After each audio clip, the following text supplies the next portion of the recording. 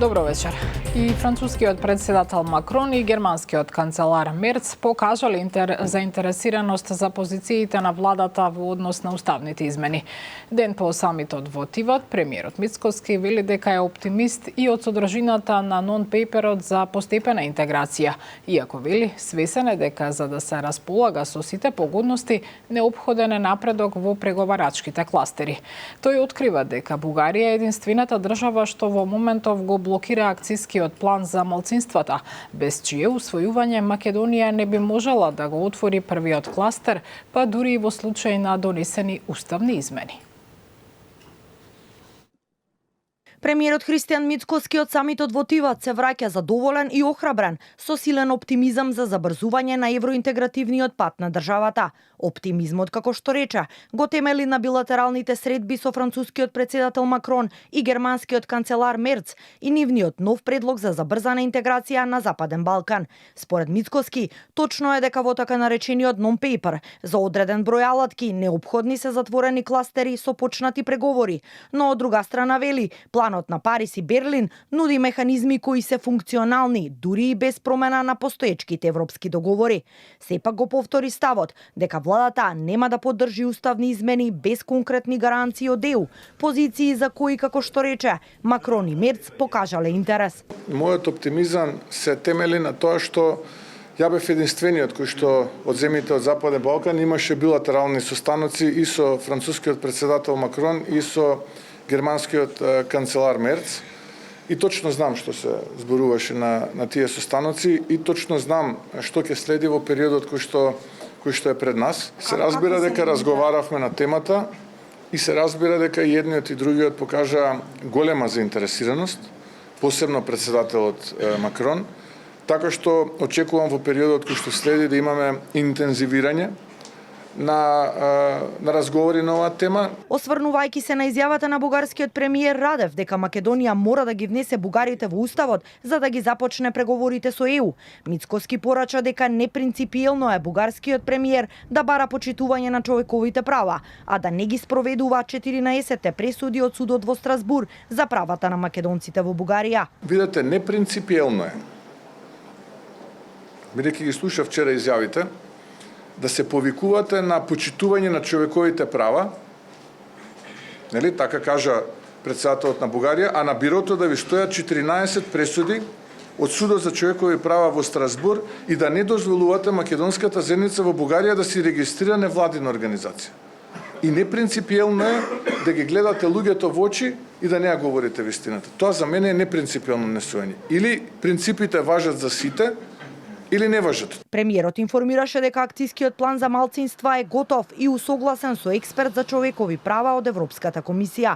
Неофицијално според Мицкоски, тој е усогласен со 26 земји членки, 8 со една, Бугарија, која се противи Македонија да биде дел и од иницијативата Трите мориња. Причините за ова, како што кажа, не му се познати.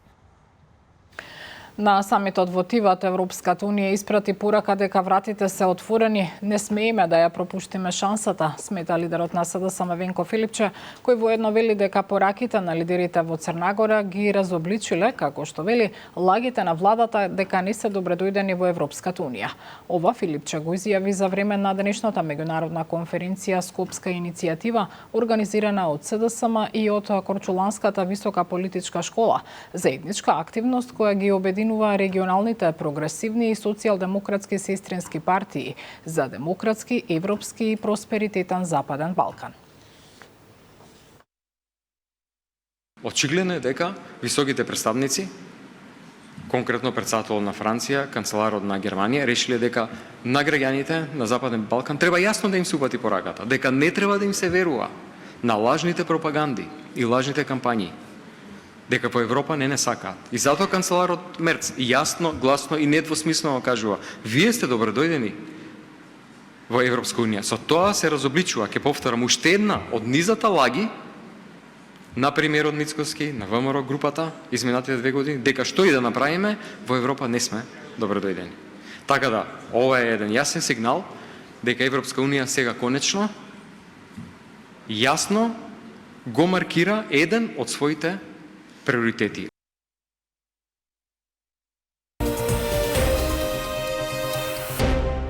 Македонија го доби првото психолошко советувалиште за деца и адолесценти. Достапно ќе биде преку Мој термин. Тинејџери, родители и наставници ќе добиваат совети од стручни лица со цел справување со емоционални, семејни и лични предизвици. Центарот, кој е единствен од ваков тип во земјава, ќе функционира како дел од Институтот за јавно здравје, а прегледите ќе се закажуваат преку Мој термин. Ке се водат разговори, ке се даваат насоки за надминување, и не само за надминување на проблемите, туку и за понатамошен емоционален развој, развој во комуникацијски вештини и надминување на сите оние бариери со кои што се сретнуваат децата или проблеми во текот на животот во предшколската возраст, во школската, училишната и малце по возрастните. Веќе во здравствениот систем менталното здравје почнува да се третира и да се гледа со приоритет. Тука ги третира сите потреби на нашите граѓани, семејства кои што имаат деца или адолесценти во нивното семејство, се со цел да можат да бараат стручна помош. Повеќе од 14.500 матуранти денеска полагаат државна матура и го има првиот екстерен испит кој е изборен за кандидатите. Во согласност со измените на Законот за средното образование, оваа година првпат се полагаат 3 типа матурски испити, според видот на образование: државна матура, државна стручна матура и државна уметничка матура. Маја Стојановска. Со пенкало врака и без мобилни телефони, повеќе од 14.500 матуранти седнаа во училишните клупи и во амфитеатрите на факултетите. За нив денеска започна полагањето на матурските испити, а први на распоред беа изборните предмети. Годинава согласно измените на Законот за средно образование, за прв пат се спроведуваат 3 типа на испити: државна матура, државна стручна и уметничка матура. Матурантите велат дека испитот поминал во најдобар ред и се задоволни од начинот на полагање. Супер поминавме, многу лесно беше. Беа забранети телефоните, не се употребуваше и реално мислам дека нема потреба, само нека се учат на време и тоа е тоа. Искрено супер беше, испитот беше многу лесен, одлично беше се организацијата топ. Учениците веќе трета година матурските испити ги полагаат во училишните холови, а втора година поред се организираат и во амфитеатрите на факултетите.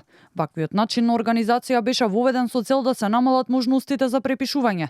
По неколкуте случаи на масовно препишување преку Вибер групи изминатите години. Министерката за образование и наука Весна Јаневска предупреди дека секој обид за препишување носи сериозни последици и може да го одложи стекнувањето на диплома за цела година. Додека директорката на државниот испитен центар Даниела Јовчевска-Михајловска кажа дека се ангажирани околу 200 наблюдувачи и 2500 тестатори и очекува препишувањето да биде сведено на нула. Минатогодишното искуство покажа дека полагањето во големи простори, како што се амфитеатрите на универзитетите, дава подобро резултати, односно се намалија оние несакани действија кои одреден број на ученици се обидоа да ги искористат.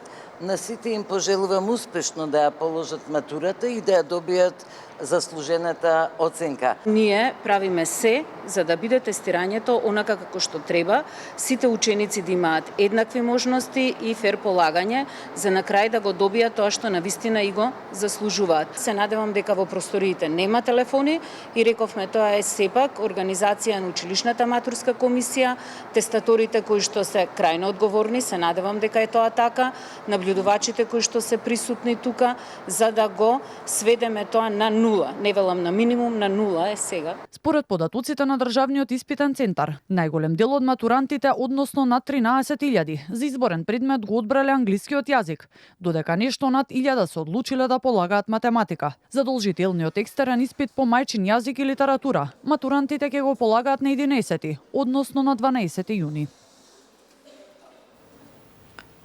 Вестите завршија. Останете со програмата на Канал 5 и имајте пријатна вечер.